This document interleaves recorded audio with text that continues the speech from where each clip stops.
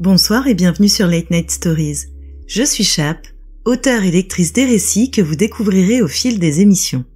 Ce soir, vous allez découvrir le second épisode de Toxique. Si vous n'avez pas écouté l'épisode précédent, rendez-vous sur la page d'accueil du podcast. Pour les autres, installez-vous confortablement et découvrons ensemble la suite.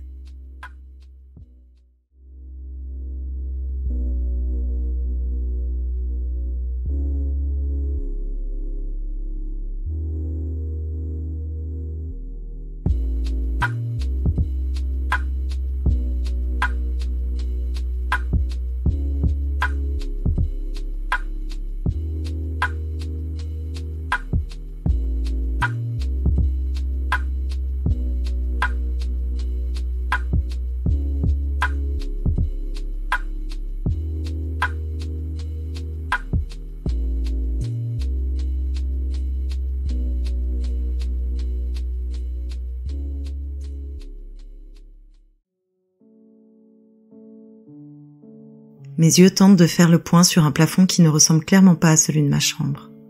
Ma tête semble sur le point d'exploser. Je ferme à nouveau les paupières, chassant la lumière qui filtre dans la pièce sans pour autant que je sache d'où elle provient. Puis je tente difficilement de rassembler les maigres souvenirs de la veille.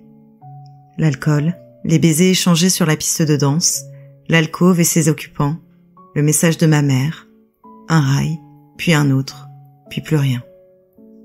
Je roule maladroitement sur le côté et la nausée me gagne. J'ai un haut-le-cœur et une voix m'interpelle en marmonnant. « Si tu veux vomir, les toilettes c'est la deuxième porte à droite. Évite d'en foutre partout s'il te plaît. » Malgré mon estomac en vrac, je me retourne rapidement en direction de la voix. La chevelure rousse de Zoé s'étale sur les coussins et dessous les couvertures dépasse une jambe nue. Prise de panique, je lève les couvertures et constate que je suis encore en sous-vêtements. Je ne craignais pas de perdre ma virginité, c'était une question réglée depuis un moment déjà. Mais je n'avais aucun souvenir de la veille. Ça aurait été plutôt gênant de lui faire face. Sentant mon agitation, Zoé pousse un soupir et se retourne vers moi, une main sous la tête. Elle est clairement plus fraîche que moi. J'ai l'impression de sentir l'alcool frelater à des kilomètres. « T'inquiète, j'ai pas sauté dans ta culotte, hein. T'étais clairement bien trop à l'ouest pour qu'on puisse s'amuser. » Son ton est amusé, et elle joue avec les plis de la couverture sans pour autant me lâcher du regard, scrutant ma réaction. Ma gêne doit se voir sur mon visage car elle soupire à nouveau. « Hé, zen, ok. Je t'ai juste ramené ici car j'ai aucune idée d'où tu habites et clairement, je sais pas si c'est l'alcool ou la coke ou bien les deux, mais t'articulais pas deux mots cohérents à la fin de la soirée. Je dis pas que t'es pas mignonne ou quoi, hein, mais les filles arrachées et à moitié conscientes, ça m'emballe pas tant que ça. » Je m'assois à moitié, le dos appuyé sur les coussins, et je triture mes mains en lui jetant un petit coup d'œil rapide de temps à autre. « Merci. Je sais pas ce qui s'est passé, c'est pas dans mes habitudes de me mettre aussi mal. Faut dire que j'avais passé une journée bien pourrie. Mais au fait, t'as pas cours aujourd'hui ?» Elle rit et me renvoie ma question. « Et toi, tu bosses pas aujourd'hui ?» Ah oui, c'est vrai. Mon job de caissière inventé de toutes pièces. Je me mordis les lèvres et la regarde à nouveau avant de lui adresser un sourire bancal. Disons que je sèche pour aujourd'hui. Bah bienvenue au club. Elle tire à nouveau les couvertures sur elle et en fait de même pour moi. Tu devrais te reposer encore un peu. On a passé une sacrée soirée hier. À ce point-là? J'espère que j'ai pas fait n'importe quoi. T'inquiète, je t'ai pas lâché d'une semelle. Merci Zoé, vraiment. Allez, dors. Elle passe un bras autour de moi et ferme les yeux. Je me laisse aller à son étreinte et le sommeil m'emporte à nouveau. 17h. Je suis devant la porte de chez moi. J'ai quitté Zoé et son petit appartement il n'y a pas une heure, avec la promesse que l'on se reverra bientôt. J'ai retardé autant que possible le moment fatidique, mais il fallait bien que je rentre. Dans le bus du retour, je me suis souvenu que mon téléphone était éteint. Je l'ai donc rallumé précipitamment, et le nombre de messages et d'appels manqués qui se sont affichés me font désormais appréhender d'entrer dans ce qui devait être un refuge, et non un lieu que je redoute. Nerveuse, j'inspire profondément. 1 fois, 2 fois, 3 fois, puis insère la clé dans la serrure. À peine ai-je eu le temps de déverrouiller la porte que le battant s'ouvre violemment, me faisant trébucher. Face à moi, ma mère est livide. L'odeur d'alcool me frappe tout autant que la gifle qui me cueille sur le seuil tout juste franchi. Abasourdi, je ne prononce pas un mot. Je sens les larmes qui montent, mais je serre les dents, la joue brûlante. Je regarde sans comprendre la femme échevelée qui me fait face. Ma mère a beaucoup de défauts, je le sais, mais me frapper, impossible. Dans ta chambre, sale peste, et ne t'avise pas d'en sortir. Son ton est dur, cassant. Je ne l'ai jamais vu ainsi. Perdu, j'obtempère sans protester. En traversant le salon, je me rends compte que tout est sans dessus-dessous. Elle a dû passer ses nerfs sur le mobilier aujourd'hui. Mais apparemment, ça n'a pas suffi. J'entre dans ma chambre et je constate avec effroi qu'elle lui a réservé le même sort. Inquiète, je porte le regard sur les choses qui comptent le plus pour moi. Mes écouteurs, mon PC, mon album photo et la petite babiole sous laquelle j'ai caché le papier que m'a donné Marc hier. Heureusement, rien de tout ça n'a bougé. Je ne peux pas en dire autant des posters qui ornent les murs et dont certains pendent tristement, à moitié arrachés. Ou encore de mes vêtements, complètement sortis de l'armoire et, au vu de l'état de certains, plus tout à fait intacts. D'une main tremblante, je ramasse avec lenteur les lambeaux de papier et de tissu, essayant de remettre un semblant d'ordre. Est-ce désormais la vie qui m'attend ? Impossible. Ce n'est qu'une mauvaise passe. Ma mère se remettra bientôt de son chagrin et tout redeviendra comme avant. Bancal, certes, mais pas totalement délirant. Les semaines passent, et la furie de ma mère ne semble pas s'apaiser. Ses dépenses compulsives sont plus incontrôlables que jamais, et maintenant que l'alcool s'est immiscé dans ses habitudes, ce n'en est que pire. Les crises, les cris, les cartons vides devant la porte qui servent désormais à y entasser des bouteilles tout aussi vides m'étouffent. Alors je sors. Souvent. Je sèche les cours. Constamment. Je me perds dans la frénésie des nuits alcoolisées, désespérément. Je sais bien que ce n'est pas la voie à suivre. Je sais bien que je suis en train de me détruire. Mais je préfère les joies futiles et temporaires que cela m'apporte à la misère de ce qui m'attend chez moi. Les huissiers vont bientôt débarquer, c'est certain. Mais que puis-je faire pour arrêter ça ? Alors qu'une nouvelle aube naît, je fixe une fois encore ce plafond qui ne m'appartient pas. Zoé est endormie contre moi. S'il y a bien une bonne chose qui me soit arrivée dans ce chaos, c'est elle. Elle ne m'a rien demandé quand j'ai déposé chez elle un sac contenant quelques affaires. Mais je croise de temps à autre son regard inquiet. Parfois amante, mais surtout amie, elle est mon réconfort et ma bouée de sauvetage. J'ai souvent du mal à la regarder dans les yeux et continuer à lui mentir. Et si elle m'abandonnait elle aussi ? Ah, comme Marc me manque. Au moins quand il était là, tout était à peu près normal. Bien des fois, j'ai regardé son contact dans mon portable sans me résoudre à l'appeler. Il avait réussi à se tirer de tout ce bordel, hors de question que je lui replonge la tête dedans. Quant à appeler le numéro qu'il m'a donné, j'ai déjà du mal à me confier aux gens qui m'entourent. Alors aller sonner chez quelqu'un que je ne connais pas et mendier une aide quelconque est inenvisageable. Je me tire du lit péniblement. Ça fait une semaine que j'ai pas mis les pieds en cours. L'idée même d'affronter les regards suspicieux de mes professeurs, de faire de faux sourires à mes camarades et de répéter au pion que tout va bien me tord l'estomac. Alors j'intercepte les appels et les courriers du lycée, et quand vient l'heure des cours, je sors de la maison, et me contente de traîner au centre commercial ou bien au parc, selon la clémence de la météo. J'essaye parfois de trouver des petits boulots au black, histoire de me faire un peu d'argent et de m'occuper l'esprit. Heureusement, certains patrons ne sont pas trop regardants. Cynthia, la lycéenne, a désormais totalement disparu pour laisser place à Si, l'étudiante en année de césure. Je vis au jour le jour, car à chaque fois que je pense à l'avenir, je ne vois qu'un gouffre sombre, et je ne peux masquer les tremblements qui me gagnent. Me voilà donc une nouvelle fois, en train de sortir les poubelles d'un petit resto miteux du coin. Le patron ne me paye pas trop mal, même si clairement l'amabilité est en option. Mais peu importe, ça me permet de mettre un peu d'argent de côté et de ne pas dépendre de ma mère. Même si, au vu de sa situation financière actuelle, je ne compte déjà pas vraiment sur elle.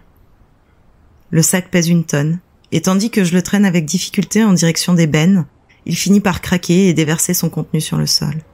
Le poids qui pèse en permanence sur mes épaules ces dernières semaines est tel que je tombe à genoux, sans prêter la moindre attention au détritus qui macule mon pantalon. Les larmes se mettent alors à couler en un flot intarissable. Je pleure un long moment, à tel point que c'est la voix de mon patron qui me ramène à la réalité.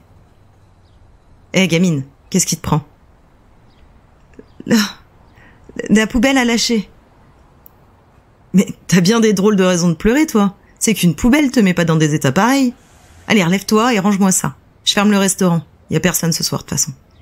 Je vais te faire un truc à manger. Sans attendre ma réponse, il tourne les talons et disparaît à l'intérieur du bâtiment. Je me relève, la tête lourde, et commence à ramasser les détritus qui jonchent le sol. Ma besogne terminée, je me rends aux toilettes pour me rafraîchir un peu. Mes esprits enfin en ordre, je rejoins le patron qui m'attend, assis à califourchon sur une chaise, une bouteille de bière à la main. D'un signe de tête, il m'indique de me mettre à table où m'attend un plat de pâtes fumant. Bon, c'est pas le Ritz, hein, mais au moins ça te tiendra au corps. Je le remercie et m'installe face à lui. Alors que je mange lentement, triturant la nourriture dans mon assiette, il pousse un soupir là. Écoute, je sais pas bien ce qui t'arrive, je sais juste que t'as clairement pas l'âge de bosser de nuit dans un resto.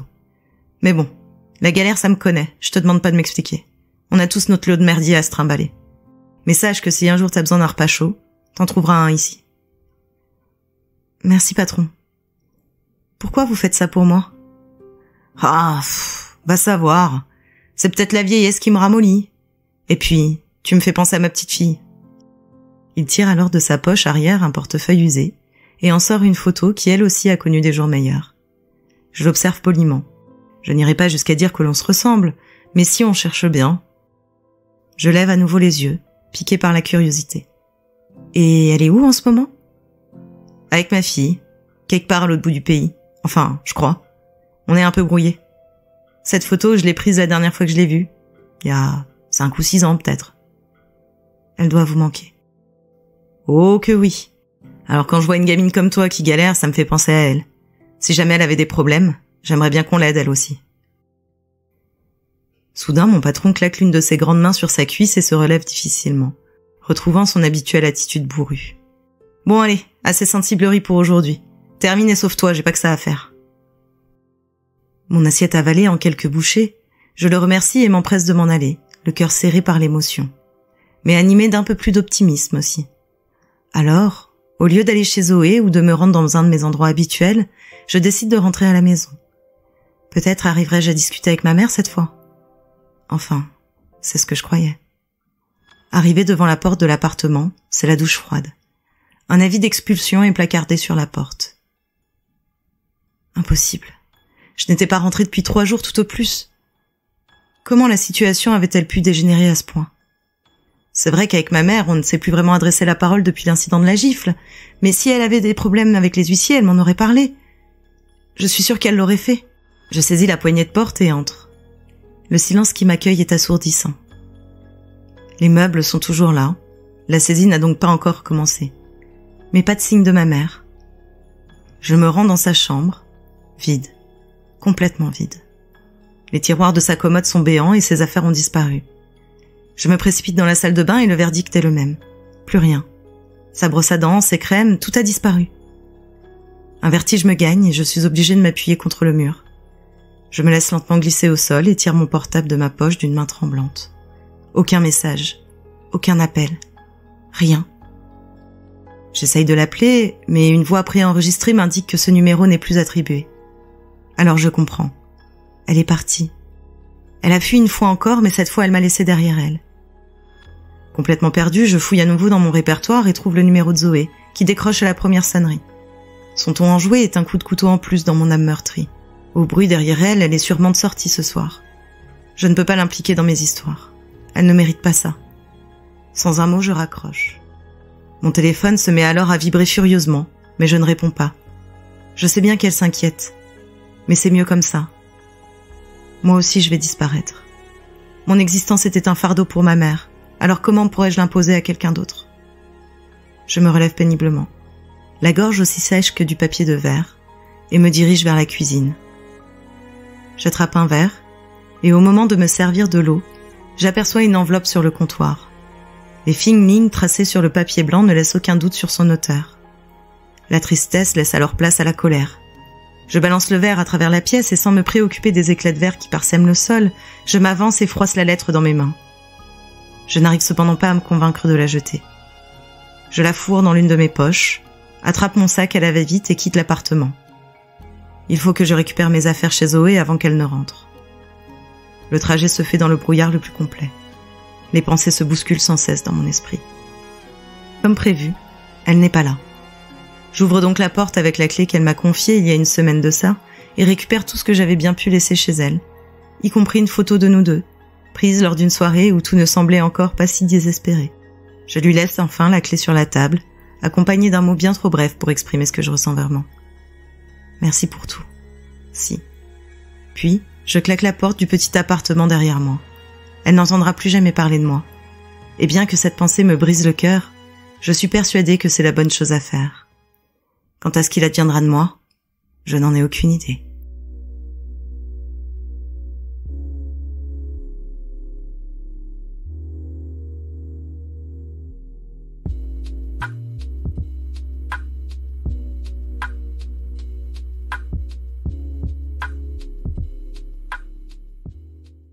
Et voilà, c'est la fin du second épisode, j'espère qu'il vous aura plu.